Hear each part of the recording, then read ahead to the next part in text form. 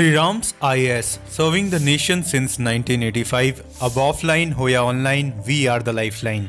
दोस्तों, इंडिया और रशिया के बीच एक ऐसा डील हुआ है जिसने पाकिस्तान और चाइना को थोड़ा डिस्टर्ब कर दिया है। हाल ही भारत डायनामिक्स लिमिटेड BDL ने रशियन एरोस्पेस और डिफेंस कंपनी रोसोबोन एक्सपोर्ट के साथ एक महत्वपूर्ण MOU साइन किया है, जिससे इंडिया की एयर डिफेंस कैपेबिलिटीज में एक बड़ा बूस्ट देखने को मिल सकता है। वैसे ये MOU गोवा में 5th India Russia inter governmental commission IRIGC सब ग्रुप मीटिंग के दौरान साइन किया गया था। अब इस MOU के तहत से रशिया ने इंडिया को पैंसर मोबाइल एयर डिफेंस सिस्टम देने की बात की है। अब देखो, पैंसर एयर डिफेंस सिस्टम एक एडवांस टेक्नोलॉजी है जो ड्रोन, हेलीकॉप्टर और इवन एयरक्राफ्ट, खास करके फाइटर जेट्स जैसी स्पेसिफिकली थ्रेट्स को काउंटर कर सकता है, उन टारगेट्स को न्यूट्रलाइज करने का क्षमता रखता है। ये मोबाइल सिस्टम हाईली अडेप्टेबल और क्विक टू डिप्लॉय है, जो फ्रंट लाइन ऑपरेशन में और खास करके बॉर्डर एरियाज के लिए एक आइडियल सॉल्यूशन हो सकता है। अब देखो, जब हम पैंसर S1 सिस्टम के बारे में बात करते हैं, इसकी खासियत के बारे में बात करते हैं, तो ये इतना ज्यादा घातक क्यों है? सबसे पहले जो ये काफी मोबाइल है, मतलब इसकी मूवमेंट काफी आसानी से हम करवा सकते हैं, खास करके वो सारे रीजंस जहां पर बॉर्डर है, खास करके एंड स्पेसिफिकली हमारे पास दो हॉस्टाइल नेबर है जैसे कि Pakistan and China. And even अगर रिसेंट टाइम में अगर हमें बांग्लादेश की तरफ से भी कुछ इस तरह की चीजें मिलती हैं तो हम वहां पर भी इसे डिप्लॉय कर सकते हैं। तो ये एक काफी अच्छा ऑप्शन है इंडिया के लिए। और दूसरी बात ये है कि ये जो एयर डिफेंस सिस्टम है, इसमें कंबाइंड सिस्टम है। एक तो ये मिसाइल अपने साथ कैरी करता ही है, इसके साथ इसमें गन कैपेबिलिटीज भी है और इसलिए ये इतना ज्यादा डेंजरस हो जाता है, राइट। और फिर दूसरी तरफ जब हम बात करते हैं इसके हिट करने की मारक क्षमता कहां तक है, कितनी दूर तक रेंज है इसकी, तो देखो नॉर्मली जब हम बात कर रहे हैं specifically with respect to missiles, तो इसमें अबाउट 1.2 किलोमीटर से लेके समझ लो कि 20 किलोमीटर दूर तक हिट करने का इसमें क्षमता ऐसे मिसाइल्स हैं। और दूसरी तरफ आप ऐसा समझ लो जो गन वेपन है उसका इस्तेमाल यहां पर किया जा सकता है अबाउट 200 मीटर से लेकर 4 किलोमीटर दूर तक। तो अच्छा खासा इसका रेंज है एक्चुअली में, और खास करके बॉर्डर एरियाज में ये काफी ज्यादा इफेक्टिव है। और इसके साथ आप ऐसा समझ लो कि इसे हम डिप्लॉय कर सकते हैं, खास करके इसकी जो मिसाइल्स है उसकी जो एल्टीट्यूड रेंज है that is from about 15 to 15,000 meter and that is quite good enough, right. तो ठीक ठाक इसका ओवरऑल जो कैपेबिलिटीज है वो है। और इसके साथ ओवरऑल जब इसकी हम एक्यूरेसी के ऊपर बात करते हैं, हिट जब ये करता है टारगेट, तो ये थोड़ा 70% के आसपास इसका एक्यूरेसी का रेट है, तो लमसम है, राइट। तो बहुत ज्यादा ऐसा नहीं हम कहेंगे कि एक्यूरेट है एग्जैक्ट एकदम प्रिसिशन के साथ, बट हाँ इट हैव 70% ऑफ एक्यूरेसी, जो कि डिसेंट है।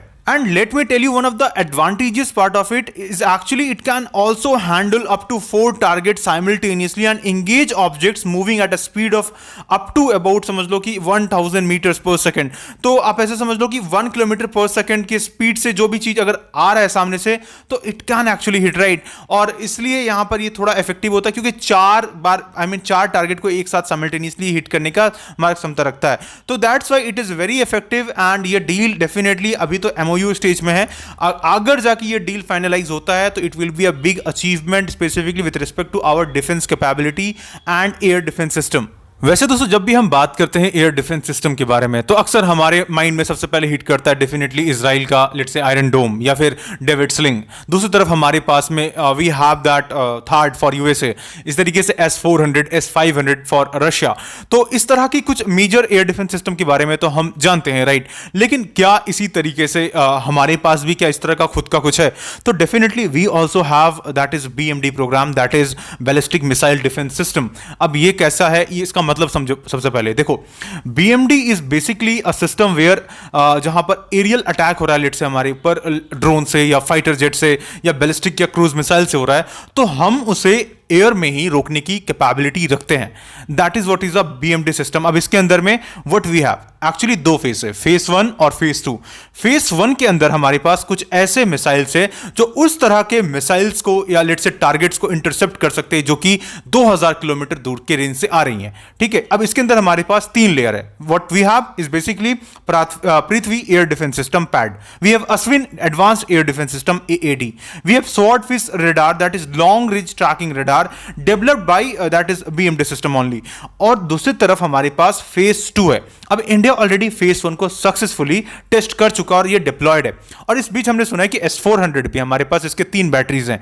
दूसरी तरफ 2 और बैटरीज 2025 के एंड तक हो सकता है, पॉसिबिलिटी है कि हमें वो भी मिल जाए, जिससे हमारा जो डिफेंस सिस्टम है वो और भी ज्यादा कैपेबल बन जाएगा, राइट। दूसरी तरफ अब देखो, अभी हम फेज 2 की तरफ जा रहे हैं। अब फेज 2 के अंदर में हमारे पास 2 तरह का सिस्टम होगा, AD1 एंड AD2। इसमें क्या होता है कि AD1 में क्या होता है कि अगर लॉन्ग रेंज इंटरसेप्टर, लेट से एक्सो एटमॉस्फेरिक लेवल से अगर मान लो कि कुछ आ रहा है, लेट से मिसाइल्स, तो होता है ना, we have intercontinental ballistic missile, right. तो अगर उस तरह के मिसाइल्स लेट से अगर आ रहे हैं हमारी तरफ, तो we can intercept that even, right. तो हम उसे भी इंटरसेप्ट करने की काबिलियत रखेंगे। तो this is what is actually phase 2, जिसमें अभी हम काम भी कर रहे हैं। और इन सब के साथ जब हम बात सिक्योरिटी की करते हैं, तो देखो आज हमारे आसपास जो नेबर्स हैं, खास करके हम बात सबसे पहले पाकिस्तान की करते हैं, तो हम सब जानते हैं कि किस तरह का सिचुएशन आज पाकिस्तान में। कंटिन्यूअसली वहां पे खुद टेररिस्ट एक्टिविटीज हो रहे हैं, लगातार ब्लास्ट हो रहे हैं, कई सारे सेपरेटिस्ट मूवमेंट चल रहे हैं, और इस बीच एक ऐसा कंट्री जो कि ऑलरेडी न्यूक्लियर कैपेबल भी है, राइट। तो अगर मान लो कि कल को ऐसा सिनारियो बन जाता है कि किसी मिलिटेंट ग्रुप के हाथ पे, लेट से टेररिस्ट ग्रुप के हाथ पे इस तरह की टेक्नोलॉजी इन फ्यूचर लगती है, अगर इस तरह की कंडीशंस बनी हुई है पाकिस्तान में, कभी भी इस तरह की एक्टिविटीज हो सकते हैं पाकिस्तान से, तो ये एक बहुत बड़ा इमीडिएट थ्रेट है हमारे लिए। और दूसरी तरफ चाइना है, तो खैर चाइना के साथ में हमारी जो इशूज है वो डेफिनेटली एक बड़ा मुद्दा है, बट इसके साथ में आज के वक्त में हम देख रहे हैं कि जो नॉर्मलाइजेशन है वो भी हुआ है, थोड़ा ईज हुआ है, बेटर हुआ है पहले से, क्योंकि जो स्टेटस है आज के वक्त में बॉर्डर कन्फ्लिक्ट का वो 2020 के रिस्पेक्ट में चला गया है। तो डेफिनेटली आने वाले वक्त में शायद चाइना वाला जो इशू है वो थोड़ा ईज हो जाए, बट पाकिस्तान का जो थ्रेट है वो कंटिन्यूसली हमारी तरफ है। और इस सिनेरियो में एक 2 नेशन के साथ में जब हम घिरे हुए और वो न्यूक्लियर कैपेबल है, तो डेफिनेटली हमें भी अपनी कैपेबिलिटी को बढ़ाने की जरूरत है। और दूसरी तरफ देखो, एक और इंपॉर्टेंट इशू ये है कि हम नो फर्स्ट यूज में बिलीव रखते हैं, राइट। और ये सारी चीजें जो है, ये पाकिस्तान या फिर चाइना के केस में शायद इस तरह के सिनेरियो ना रहे, तो ये एक बहुत बड़ा चैलेंजिंग सिचुएशन क्रिएट करता है हमारे लिए, राइट। तो डेफिनेटली इन फ्यूचर हमें जो चीजें हैं वो आने वाले वक्त में बहुत कुछ बदलते हुए दिखेंगी, स्पेसिफिकली इस रीजन की जो जियोपॉलिटिक्स है वो बदलते हुए दिखेंगी। तो ऐसे में खुद को सेल्फ कैपेबल बनाना काफी जरूरी होता है। और देखो, ये जो कुछ भी डेवलपमेंट सामने आया है, डेफिनेटली ये डील एक काफी अच्छी डील है।